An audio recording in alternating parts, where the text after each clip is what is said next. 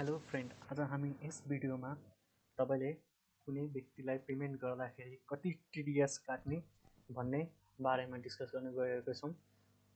केही समय व्यर्थ नगरिकन लेट्स स्टार्ट द भिडियो।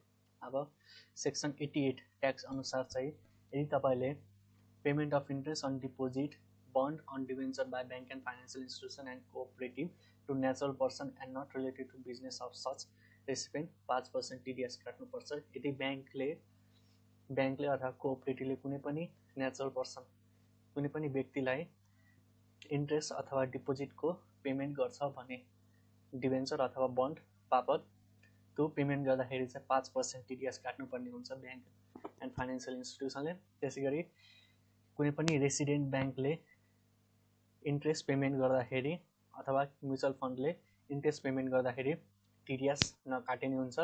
त्यसैगरी यदि payment in relation to natural resources, यदि कुनै नेचुरल रिसोर्सेस युज गरे बापत पेमेन्ट कसैलाई गरिरहेको छ भने त्यसमा 15% टिडीएस काट्नुपर्ने हुन्छ। त्यसगरी house rent payment to a natural person, यदि कुनै व्यक्तिलाई हाउस रेन्ट पेड गरेको छ भने टिडीएस काट्नु परेन। तर यदि कुनै एन्टिटीले हाउस रेन्ट तिरेको छ भने त्यसमा चाहिँ 10% टिडीएस काटेर बुझाउनु पर्यो र यो टिडीएस रकम चाहिँ तपाईले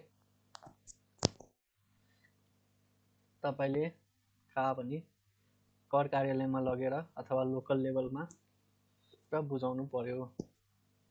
त्यसैगरी payment on rental of vehicle service provider register in जुन यदि कुनै VAT register vehicle service provider छ भने उसलाई भेहिकल युज गरे बापत पेमेन्ट गर्यो भने कुनै रेन्टल पेमेन्ट त्यसमा चाहिँ 1.5% टिडीएस काटेर पेमेन्ट गर्नुपर्ने हुन्छ। त्यसैगरी माथि उल्लेखित बाहेक अरू रेन्टल पेमेन्ट कुनै छ भने त्यसमा चाहिँ 10% टिडीएस काटेर पेमेन्ट गर्नु पर्यो। त्यसैगरी कुनै एयरक्राफ्ट हामीले लिजमा लिएको छ भने त्यसलाई पेमेन्ट गर्दाखेरि त्यो एयरक्राफ्ट कम्पनीलाई पेमेन्ट गर्दाखेरि 10% टिडीएस काट्नु पर्यो। त्यसैगरी कुनै satellite, radio, optical fibre, telecommunication equipment, electricity transmission line use गरे बापत रेन्टल पेमेन्ट गरेको छौँ भने त्यसमा चाहिँ हामीले 10% टिडीएस काटेर चाहिँ पेमेन्ट गर्नु पर्यो। त्यसैगरी ट्रान्सपोर्ट रेन्ट, कुनै पनि ट्रान्सपोर्ट रेन्ट तिर्न लागेको छ भने त्यसमा चाहिँ 2.5% टिडीएस काट्नु पर्यो। त्यसैगरी रोयल्टी तिरेको छ भने कसैलाई 15% टिडीएस काट्नु पर्यो। त्यसगरी service fee paid by a publishing house for article in newspaper, यदि तपाईँले कुनै पनि न्युजपेपरमा आर्टिकल पब्लिस गर्नलाई दिनुभएको छ भने एज अ सर्भिस फी तपाईँले टिडीएस नकाटिनुहुन्छ। त्यसरी integration interface paid to the bank issuing credit card, जसले चाहिँ क्रेडिट कार्ड इस्यु गर्छ त्यसलाई चाहिँ त्यो पेमेन्ट गर्दाखेरि चाहिँ टिडीएस नकाटिने हुन्छ। त्यसगरी service fee to VAT register service provider, यदि कुनै पनि भ्याट रजिस्टर पर्सनले चाहिँ तपाईँले कुनै सर्भिस दिएको छ भने त्यसको पेमेन्ट गर्ने बेला चाहिँ तपाईँले 1.5% टिडीएस काट्नुपर्छ, जो चाहिँ एक्सक्लुडिङ भ्याट एमाउन्टमा काट्नुपर्ने हुन्छ। त्यसैगरी service fee to resident entity exempt from value added tax छ भने त्यसलाई चाहिँ 1.5% टिडीएस काट्नु पर्यो। त्यसगरी सर्भिस फी माथि प्रिस्क्राइब गरेको बाहेक छ भने त्यसलाई चाहिँ 15% टिडीएस काटेर दिनु पर्यो। त्यसरी commission by a resident manpower agency to a non resident, यदि कुनै म्यान पावर रेसिडेन्ट एजेन्सीले चाहिँ कुनै नन रेसिडेन्ट व्यक्तिलाई चाहिँ कमिसन दियो भने 5% टिडीएस काट्नु पर्यो।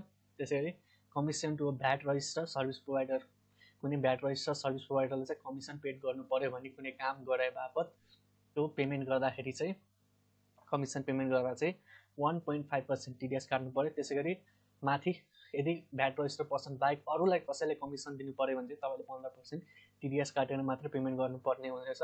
यदि तपाईँले टिडीएस काट्नु भएन भने तपाईँलाई फाइन र तपाईँले यो एक्सपेन्सेस पनि क्लेम गर्न पाउनुहुन्न।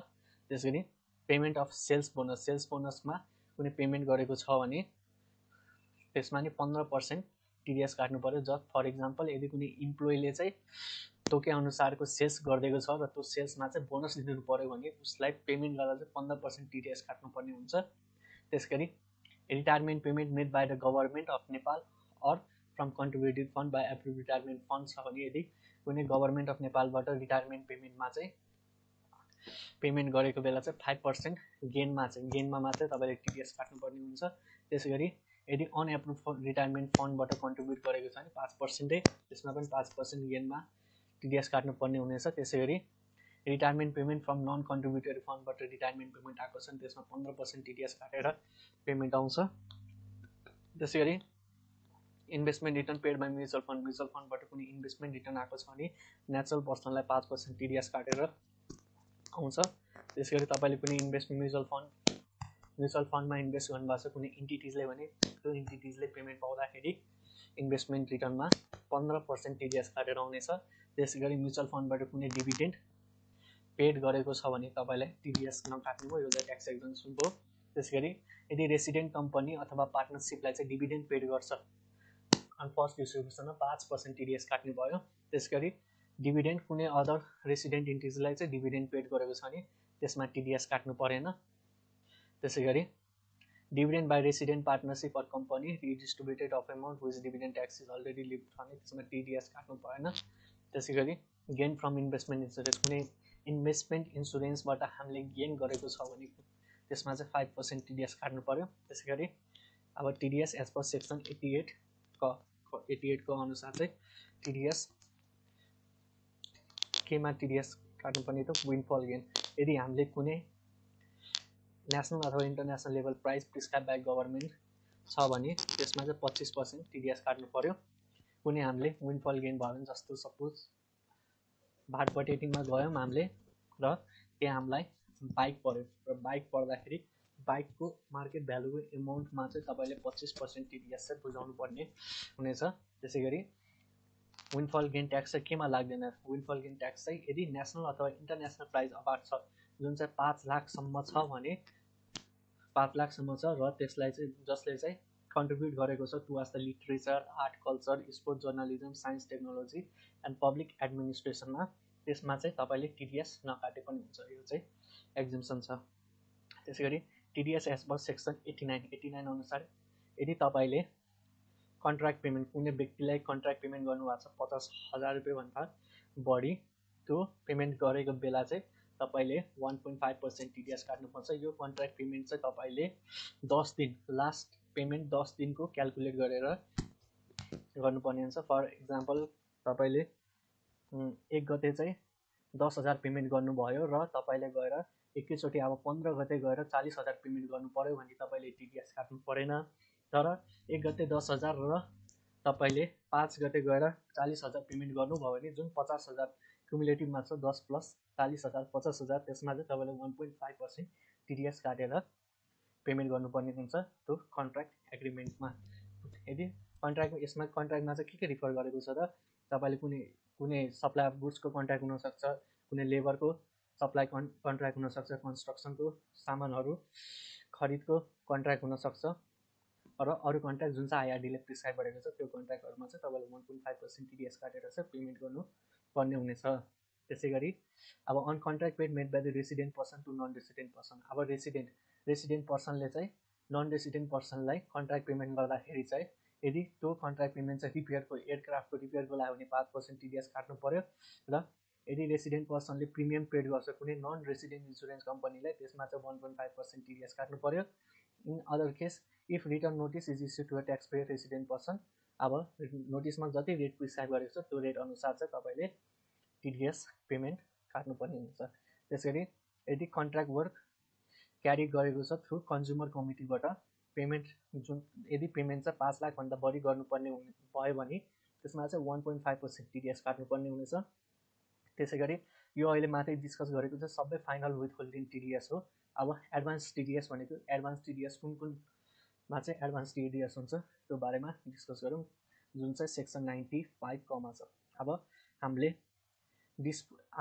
Gain from disposal of interest held in resident entity listed in recognise stock exchange. यदि स्टक एक्सचेन्जमा कुनै रेसिडेन्ट इन्टिटी जुन चाहिँ लिस्टेड छ र उसको सेयर हामीले डिस्पोज गरेको छ भने सेयर डिस्पोज गर्दाखेरि जुन गेन आउँछ त्यस यदि त्यो गेन चाहिँ नेचुरल पर्सनले रिसिभ गरेको छ भने 5% टिडिएस काटेर आउनेछ र यदि कुनै रेसिडेन्ट इन्टिटीले यदि गेन गर्छ भने 10% टिडिएस काटेर आउनेछ र नन रेसिडेन्ट इन्टिटीले गेन गरेको छ भने 25% टिडिएस काटेर आउँछ।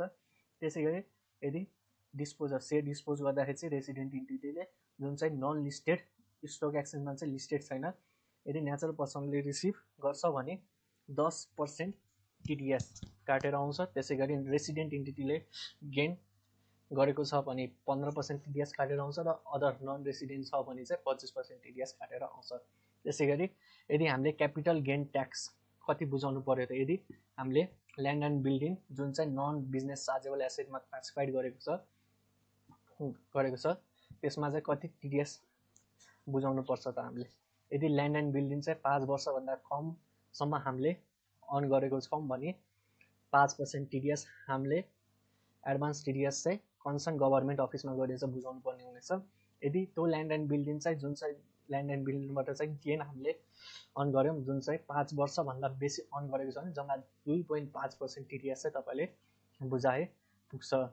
अब यदि if the building is on and distribute for the period more than 10 years it does not fall in the definition of NBCA and so is nothing. अब एनबिसिएको नि एउटा क्राइटेरिया छ, यदि कुनै व्यक्तिले चाहिँ कुनै ल्यान्ड एन्ड बिल्डिङ चाहिँ 10 वर्षभन्दा बेसी चाहिँ अन गर्छ भने उसको अनरसिपमा छ भने त्यो चाहिँ एनबिसिएको क्याटेगोरीमा आउँदैन र त्यो चाहिँ ट्याक्सेबल हुँदैन।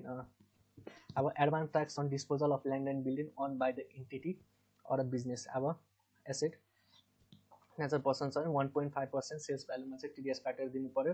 त्यसै गरी कमोडिटी फ्युचर मार्केटमा चाहिँ गेन अब्टेन गऱ्यो भने 10% टिडिएस काटेर तपाईँले पेमेन्ट आउँछ। त्यस गरी अब कुनमा चाहिँ टिडिएस नकाट्ने, कुनलाई चाहिँ एक्जिम्सन गरेको छ माथि उल्लेखित बाहेक हेर्नु त। अब payment made by natural person other than conducting business, यदि कुनै व्यक्तिलाई पेमेन्ट गरेको छ जसले चाहिँ बिजनेस गर्दैन भने उनीहरूलाई चाहिँ टिडिएस नकाट्ने भयो। यदि हामीले राइटरलाई कुनै लेखकलाई चाहिँ रिन्युमरेसन दिनु पर्यो भने कुनै आर्टिकल लेखे बापत अथवा पब्लिस गरे बापत न्युजपेपर र म्यागजिनमा त्यसमा टिडिएस नकाटे पनि भयो। त्यसै गरी अघि नै डिस्कस गरेको थियौँ हामी internal interchange charge paid to the bank issuing credit card छ भने उसमा नै टिडिएस काट्नु भएन। त्यसै गरी यदि पेमेन्ट अफ इन्ट्रेस्ट छ भने रेसिडेन्ट ब्याङ्कले अर अदर फाइनेन्सियल रेसिडेन्ट इन्स्टिट्युसनले गरेको छ भने त्यसमा टिडिएस काट्नु भएन। त्यसै गरी जुन चाहिँ ट्याक्सबाटै एक्जेम्ट छ त्यसमा त्यो पेमेन्ट गर्दाखेरि चाहिँ तपाईँले टिडिएस काट्नु भएन। त्यस फर इक्जाम्पल ट्याक्सबाट एक्जेम्सन पेमेन्टहरू कुनै हुन्छ, गभर्मेन्ट अफ नेपालले पेमेन्ट गरेको तपाईँले विडो अलाउन्सहरू पाउनुहुन्छ, त्यसमा चाहिँ तपाईँले टिडिएस काट्नु भएन। त्यसै गरी payment of dividend or interest to mutual fund, कुनै पनि डिभिडेन्ड पेमेन्ट आएको छ भने अरू इन्ट्रेस्ट आएको छ भने म्युचुअल फन्डबाट मात्रै, म्युचुअल फन्डबाट आएको डिभिडेन्ड र इन्ट्रेस्टमा चाहिँ तपाईँले टिडिएस काट्नु भएन। ल साथीहरू, भिडियो चाहिँ यही सकेको छ। होप तपाईँले यो भिडियो इन्जोय गर्नुभयो। Thank you and have a nice day.